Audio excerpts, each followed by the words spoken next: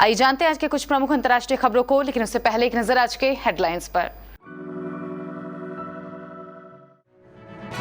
मणिपुर में मुख्यमंत्री पद की रेस हुई दिलचस्प, आरएसएस के करीबी नेता बने तीसरा विकल्प। यूक्रेन पर रूस के हमले से 115 बच्चों की मौत, 140 बच्चे घायल। द कश्मीर फाइल्स के बीच बोले गुलाम नबी आजाद, 24 घंटे बांटने का काम कर सकते हैं राजनीतिक दल। अंडमान निकोबार के करीब पहुंचा चक्रवाती तूफान आसानी, भारी बारिश का अलर्ट। शरद पवार की पार्टी का आरजेडी में विलय, तेजस्वी यादव बोले विपक्षी दलों ने सरकार से लड़ने की तैयारी में देरी कर दी। रूस ने यूक्रेन पर फिर बरसाई महाविनाशक हाइपरसोनिक मिसाइल, शांति की दिशा में भी बड़ी बढ़त। पाकिस्तान के सियालकोट सैन्य अड्डे पर कई विस्फोट, दूर तक सुनाई दी जबरदस्त धमाकों की आवाज। बॉक्स ऑफिस पर चल रही द कश्मीर फाइल्स की आंधी, शनिवार को फिल्म ने बना डाला एक नया रिकॉर्ड। और शेन वॉर्न को विदाई, रो पड़े ग्लेन मैक्ग्रेगर। मणिपुर के चुनावों में सबसे ज्यादा सीट जीतने वाली बीजेपी अब एक और बड़ा फैसला लेने वाली है। दरअसल ये फैसला राज्य के अगले मुख्यमंत्री को लेकर होना है। ऐसे में बीजेपी के भीतर एक बात पर गहन चिंतन हो रहा है कि आखिर राज्य की कमान किसके हाथ में सौंपी जाए। पहले दो नामों पर खास तौर पर जिक्र हुआ, लेकिन अब सीएम पद की रेस में दिलचस्प मोड़ आता दिख रहा है। मणिपुर के मुख्यमंत्री पद के लिए आरएसएस द्वारा समर्थित तीसरा दावेदार सामने आया है। दरअसल आरएसएस समर्थित नेता युमनाम खेमचंद्र सिंह को बीजेपी नेतृत्व ने कल दिल्ली बुलाया था। साथ ही कार्यवाहक मुख्यमंत्री एन बीरेन सिंह और शीर्ष पद के एक अन्य दावेदार बिस्वजीत सिंह को भी दिल्ली बुलाया गया। यूक्रेन के अधिकारियों ने रविवार को बताया कि रूस ने मारियोपोल में घिरे हुए बंदरगाह में एक स्कूल पर बमबारी की, जहां 400 लोग पनाह लिए हुए थे।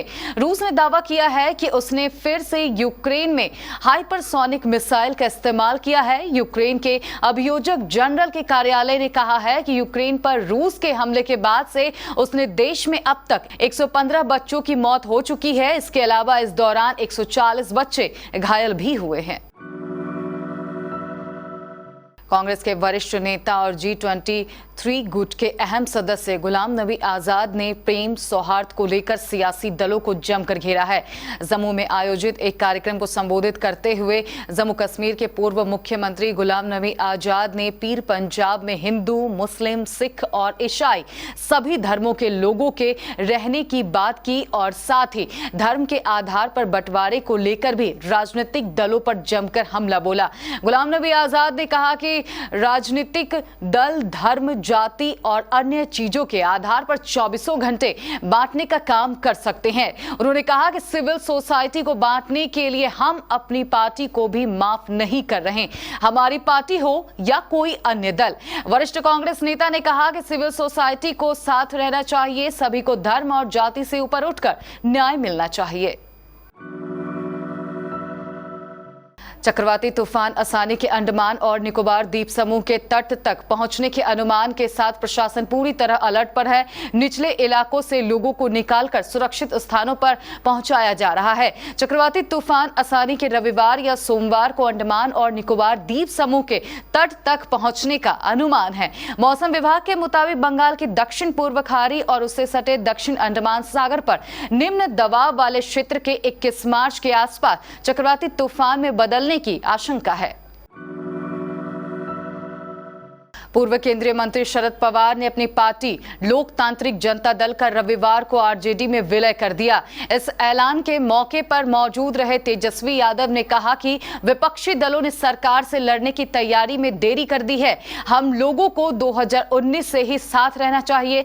शरद पवार का फैसला हम सबका हिम्मत बढ़ाने वाला है। तेजस्वी ने कहा कि समाजवादी पार्टी एक साथ आ जाए तो सांप्रदायिक शक्तियों को देश से बाहर कर सकते हैं। देश में ऐसा माहौल बनाया जा रहा है कि अल्पसंख्यकों से मताधिकार छीन लिया जाए, लेकिन किसी माई के लाल में ये दम नहीं है। वहीं शरद पवार ने कहा कि भविष्य की लड़ाई नौजवान पीढ़ी के नेता ही लड़ सकते हैं। नौजवान नेताओं में सबसे तेजस्वी यादव ही हैं। लोकतांत्रिक जनता दल के कार्यकर्ताओं की पार्टी अब राष्ट्रीय जनता दल है।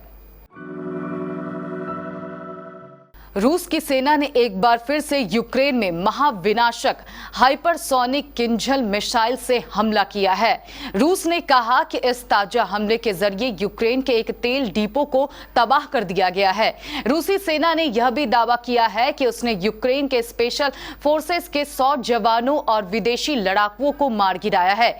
इस बीच रूस और यूक्रेन में शांति की दिशा में बड़ी बढ़त मिली है। तुर्की ने कहा कि यूक्रेन और रूस जटिल मुद्दों पर एक समझौते की दिशा में आगे बढ़े हैं। उत्तरी पाकिस्तानी शहर सियालकोट में एक भीषण विस्फोट होने की खबर सामने आई है। मीडिया रिपोर्ट के अनुसार विस्फोट इतना तेज था कि उसकी आवाज कई दूर तक सुनाई दी। द डेली मिलाप के संवाददाता ऋषि सूरी ने ट्वीट कर जानकारी दी कि उत्तरी पाकिस्तान के सियालकोट सैन्य अड्डे पर कई विस्फोट हुए हैं। प्रारंभिक जानकारी के अनुसार यह एक गोला बारूद भंडारण क्षेत्र है जहां यह विस्फोट हुआ है। वहां इस समय एक बड़ी आग जल रही है, लेकिन अभी तक कारण का पता नहीं लग पाया है। द कश्मीर फाइल्स के बॉक्स ऑफिस कलेक्शन का ग्राफ रॉकेट की तरह ऊपर बढ़ गया है। फिल्म को बाहुबली 2 जैसी पॉपुलैरिटी मिल रही है और कई मायनों में यह फिल्म एस राजामौली की फिल्म को टक्कर दे रही है। फिल्म को रिलीज हुए तकरीबन 1.5 महीने का वक्त हो चुका है और बहुत जल्द ही यह फिल्म 150 करोड़ क्लब में कदम रखने जा रही है। फिल्म का शनिवार का बिजनेस और भी जोरदार रहा और अब तक का कुल कलेक्शन 141 करोड़ 25 लाख रुपए हो चुका है। ऑस्ट्रेलियाई लेजेंड शेन वॉर्न का रविवार 20 मार्च को अंतिम संस्कार हुआ। इस दौरान कई दिग्गज क्रिकेटर मौजूद रहे। इसमें पूर्व तेज गेंदबाज ग्लेन मैकग्रा भी मौजूद रहे। उनके अलावा एलन बॉर्डर, मार्क टेलर और मार्क वॉ जैसे कई लेजेंड शामिल रहे। पूर्व ऑस्ट्रेलियाई पेसर ग्लेन मैकग्रा इस वॉर्न की अंतिम विदाई में खुद को संभाल नहीं सके। वो भावुक हो गए और उनकी आंखों से आंसू छलक गए। ग्लेन मैकग्रा ने कई सालों तक शेन वॉर्न के साथ क्रिकेट खेली थी। दोनों अच्छे दोस्त भी थे।